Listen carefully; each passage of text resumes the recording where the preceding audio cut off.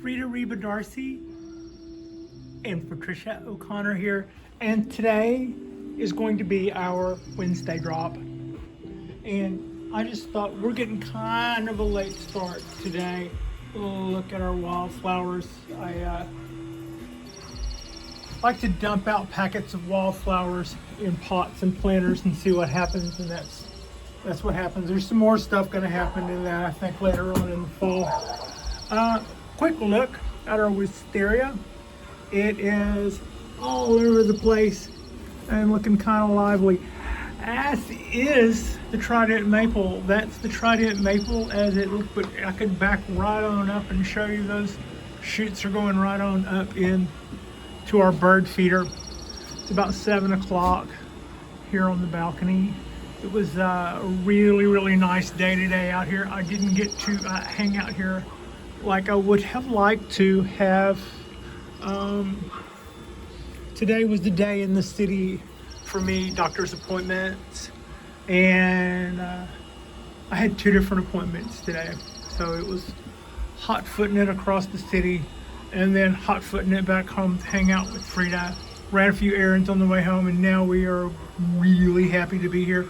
And all of our trees are looking really nice. The last couple of videos I've been doing, I have been cleaning up my pine trees a little bit. And here is a little look at Sweet Pea. You can see that she survived her mulling, and that's what's been going on there. So far today, I have given this about 20 minutes. I'll probably put in another, maybe another 45 minutes or so on this guy. It's already got most of this is just one side. However, whenever I'm doing this side, I'm doing all of it that you can see, which is going to be about 60% of the whole tree. When I rotate it around, it's kind of like cleaning up the sideburns on that side. I think in other words, there's not going to be near as much to do, but to that end, I haven't really started on that side yet. But you can see I've almost just like got maybe this a little bit more to wrap around here and then clean up a few of these stray needles, and I will have just about cleaned up all of our dieback. There's nothing left to do now but go forward. So yeah, I'm kind of liking that, and I'm hoping this goes well. But I'm feeling really good about it. It's nice to get this tree cleaned up and to see all those candles getting ready to shoot forth and put out all of their stuff. And it also feels good to get all those extended needles and all those yellow needles off of there.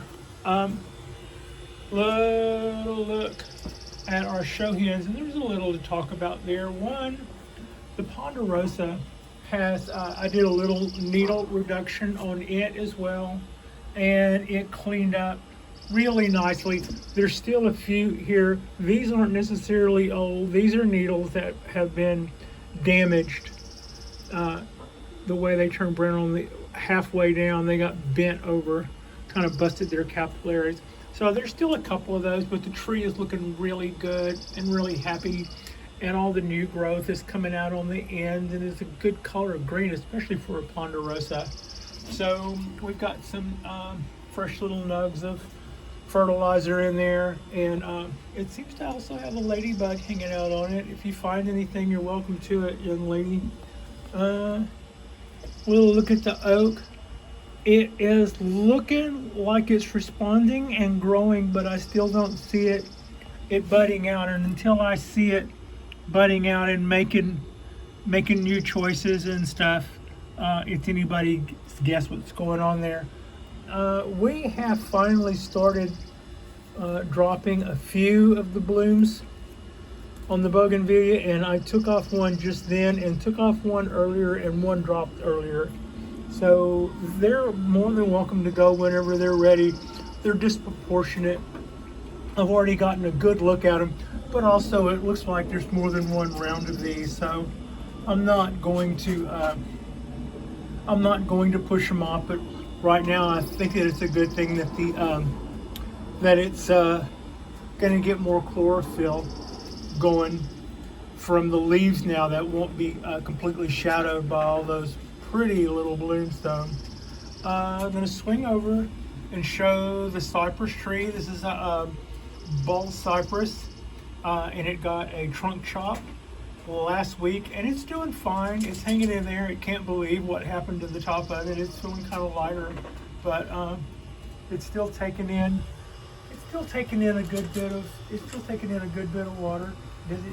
Yeah. Okay. You just go there. It's still taking in a pretty fair amount of water, and the ends here are growing, and it's taking over. That's responsibility as a leader. At some point, I will wire that straight up, and then we will start our new life as a little cypress show hen. I guess I should start just pan up, and we'll look at our wisterias. They're doing well. They're about to start that thing they do where they're going to, as you can see, this one's starting to get a little yellow. No, it's not a matter of water or a matter of not enough of this or not enough of that. They usually do that bloom and grow some, and then they drop their leaves, and then they'll pick them back up at the end of the summer. Kind of a weird thing these wisterias do, but yeah, that's their MO. I guess that's just a wisteria thing. Chinese wisteria does likewise. That's got us looking here at our coastal oak, and it's looking better after the little bit of wire that I put on it, and I'm going to do a little bit more of that over the 2-day weekend, and I'll probably I'll probably do some more of that during the 2-day weekend and rotate it around and get some more on the other side too. Maybe take down the apex, which is already starting to vibricate off nicely. Just doing that right there, that son of a gun stabbed the heck out of me. But bring that down, maybe put a little motion in it would certainly be nice. And I'm really happy with how this oak tree responded after our dieback last year. And when I got this tree, it was absolutely beautiful. And last year's dieback was painful to live through, but we treated it with a systemic treatment that we pretty much poured through the tree when we watered it, and that seemed to have taken care of the issue. And there goes that egret. I don't know if you can pick that up or not. Yeah, I'm thinking. But now he's got a crow on his tail. They don't like birds coming through here, other birds. I was really sad to see the dieback, and it had such nice work done to it before. But so far, what I've been able to see was I've been able to replicate most of the bends and keep the kind of motion that the tree started with in its base structure. The secondary and the tertiary wasn't as didn't look to be as wired. It was just had good vibrication and was branched out, and it had really good ramification. So I'm happy to see that it's not as hard. It's not going to be as hard as I was worried it would be to get this tree back to a nice shape. And I think we're off to a good start. Zoom in on some of that bark and some of that texture and just show you how this guy just does. It's all knuckly, and it's, you know, I am a sucker for things that I would describe as substantial, and this oak definitely will remind you that it's an oak. Just like the oaks, they can put, you know, you can just go, hi, how are you doing there, oak? You wouldn't be doing that with your other trees. Here's our sandlot, the neighbor's yard. No, this is Dakota Hum Forest, and so far so good. As you can see, I've been able to keep our little tops going. All of this pink stuff is where it's just growing. They're all growing and growing and growing. And it's got a good, we're starting to see a good shape to these trees. And everybody's looking, you know, I might probably bring this in tonight and do a little cleanup in the yard. It could use it. It's starting to take that faster and faster and faster. And then also I just saw a ladybug. Now I had put neem on this a couple of days ago, so I was worried about that, but I think the ladybug that I just saw might have just made its way over. But you can see how, there was my finger, but you can see how waxy all those leaves are, and that is neem from where I didn't want to leave water on the leaves after a little watering accident. So hopefully the ladybug won't mind the neem on that. I don't think I have neem on many of the other trees. It could go back to the ponderosa or go back to the wisterias and find that would be.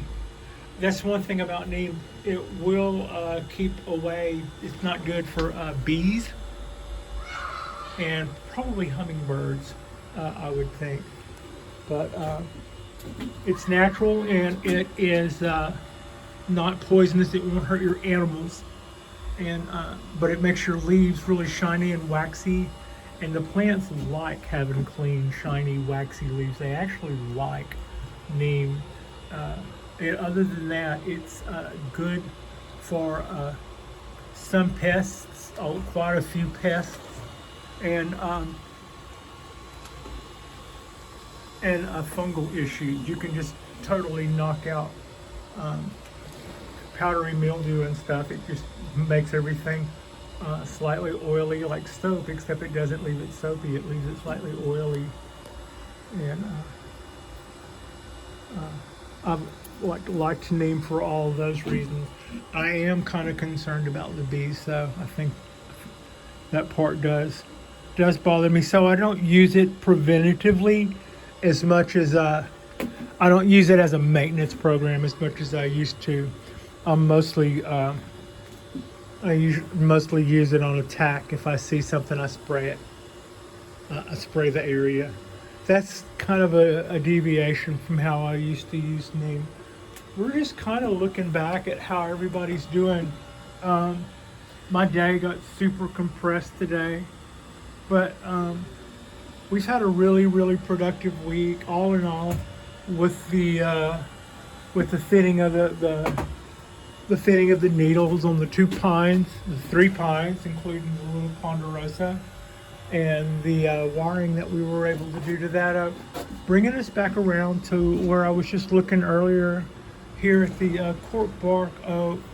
As I've been telling you, we are probably going to get just multiple flushes of leaves out of this tree this year.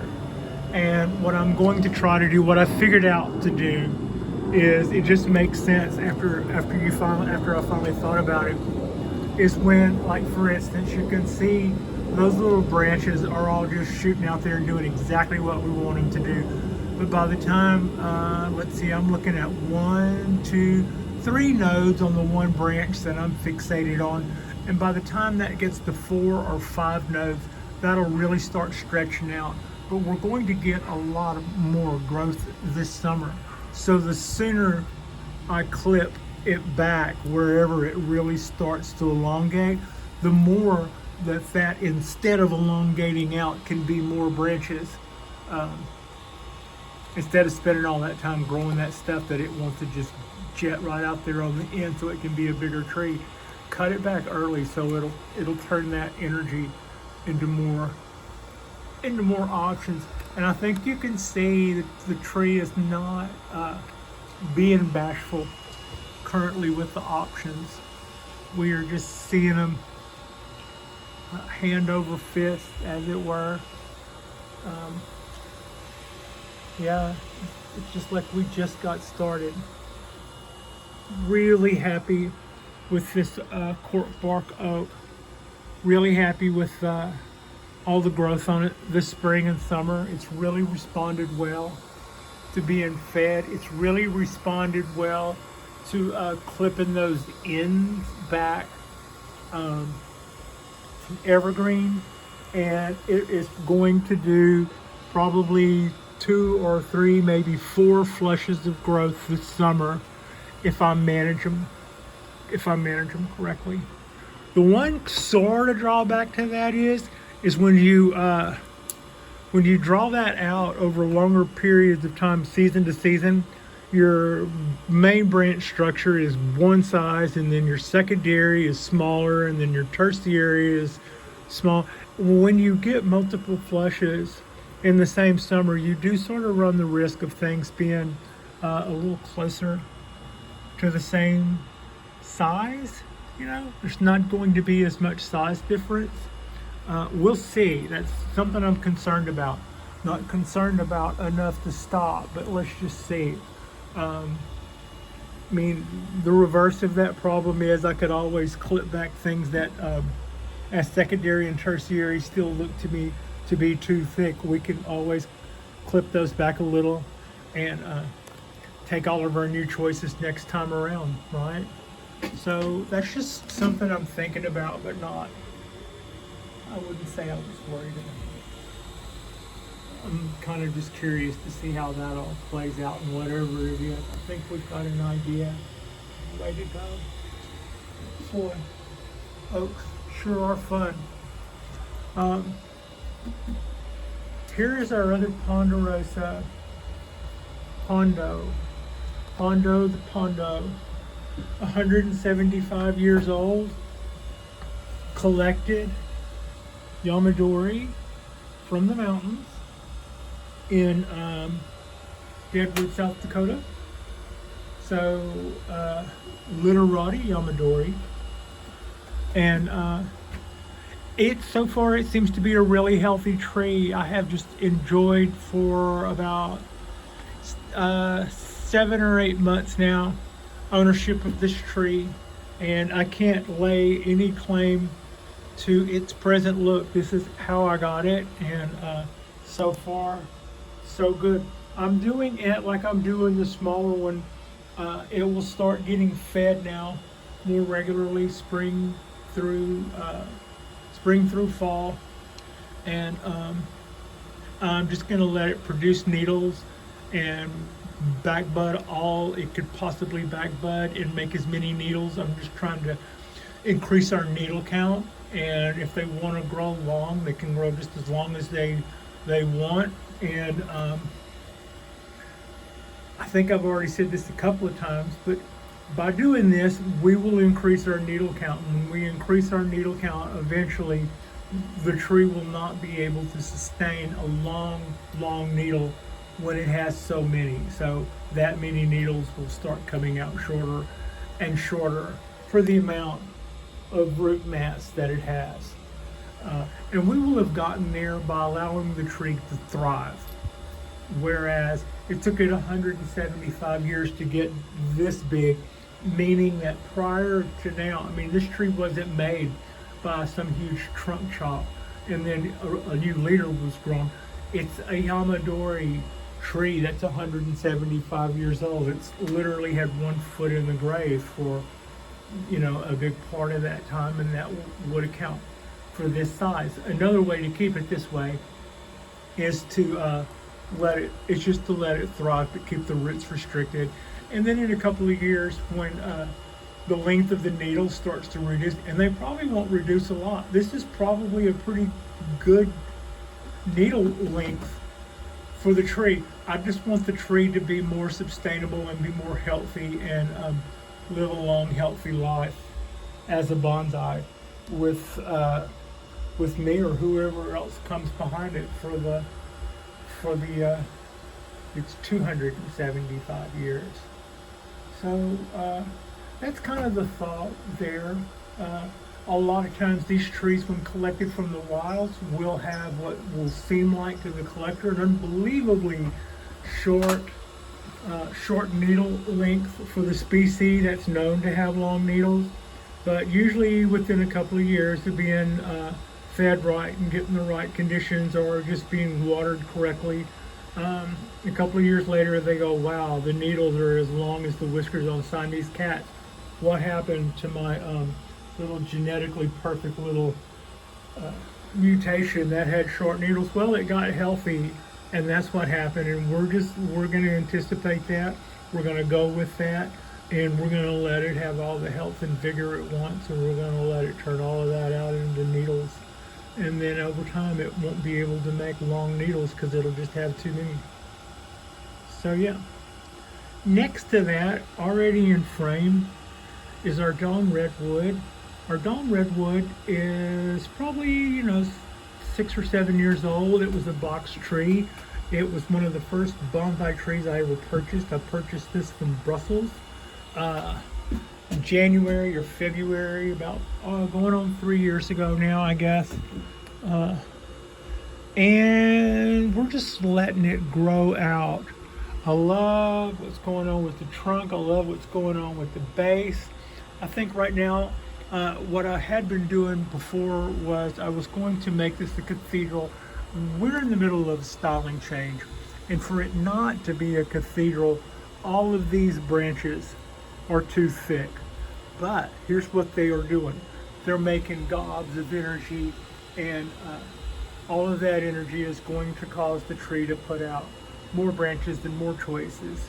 And whenever I start to see more choices coming out of the main structure of the tree, I'm going to start favoring those in favor of these.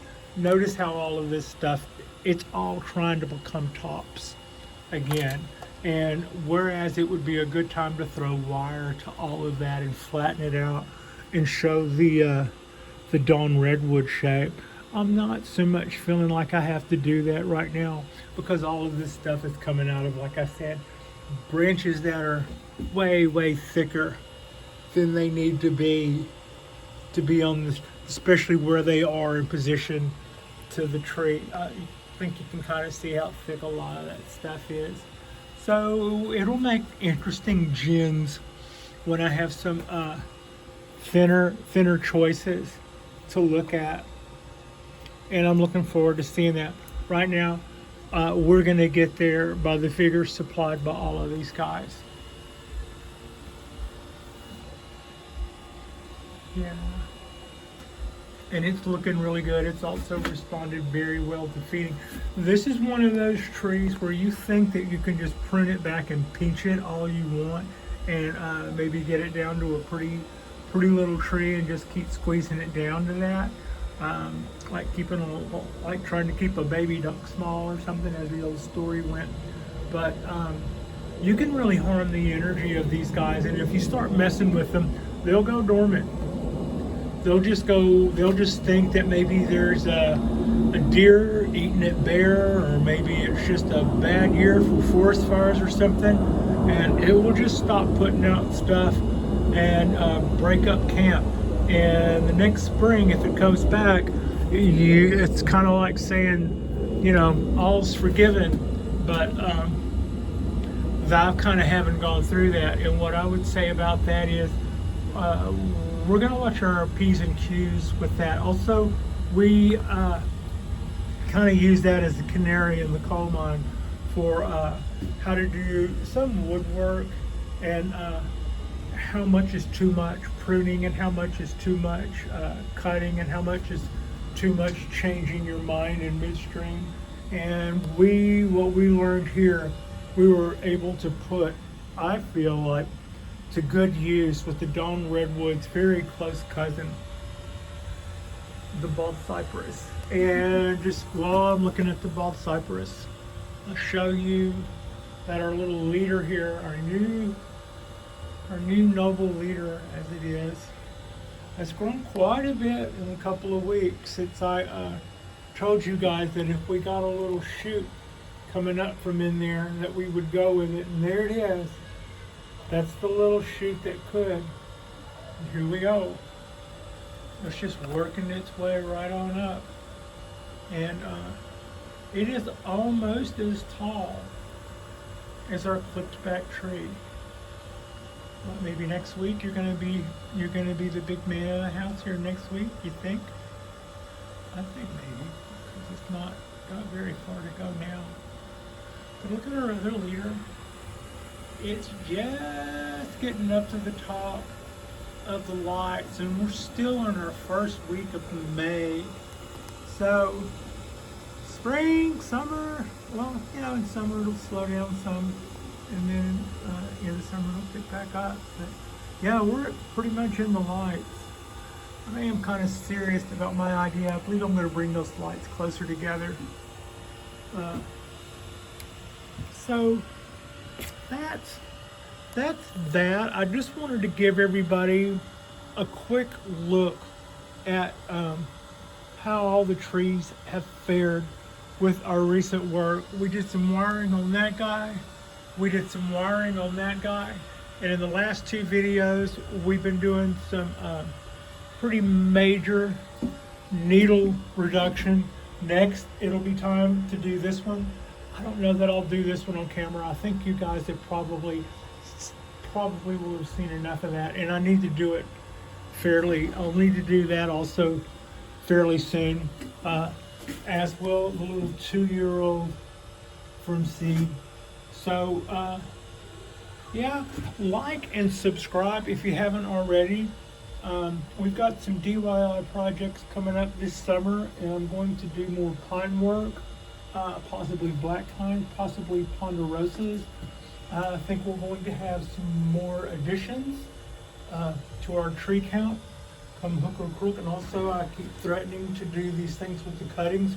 We're still accumulating our bits and pieces. I'm not going too nuts over it, but I definitely see that coming up right here, right quick in our future. Our donor trees are just putting out all of their stuff and fattening up and starting to give us all those choices to go pruning back on. So we're not too concerned about that. Thank you so much for watching.